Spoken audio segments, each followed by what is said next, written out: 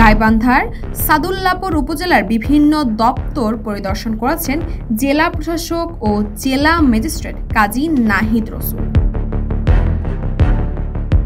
25 June রোজ মঙ্গলবার সকাল থেকে শুরু করে দিনব্যাপী উপজেলার রসুলপুর ইউনিয়ন পরিষদ ও রসুলপুর আশ্রয়ন প্রকল্প, উপজেলা ভূমি অফিস, বনগ্রাম ইউনিয়নের খোর্দ পাটানোছা গ্রামের রাস্তায় ইটের সোলিংকরণ কাজ ও উপজেলা নির্বাহী অফিসারের কার্যালয়ে পরিদর্শন করেন।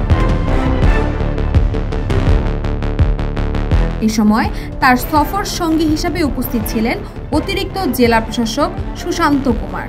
আরও উপস্থিত ছিলেন উপজেলা নির্বাহী অফিসার কাউসার হাবিব, এসি ল্যান্ড আসাদুজ্জামান, প্রকল্প বাস্তবায়ন কর্মকর্তা রেজাউল করিম, থানার ওসি শফিকুল ইসলাম, আনোয়ারুল আনোয়ার সহ আরও অনেকেই উপস্থিত ছিলেন। পরিদর্শন শেষে আশ্রয়ন প্রকল্পের বাসিন্দাদের মাঝে ত্রাণ সামগ্রী বিতরণ করেন। পরিদর্শনকালে তিনি বিভিন্ন দপ্তরের অনিয়ম ও অব্যবস্থাপনা লক্ষ্য করেন এবং তা প্রতিকারে সংশ্লিষ্ট দপ্তরের কর্মকর্তা ও কর্মচারীদেরকে দিক নির্দেশনা প্রদান করেন।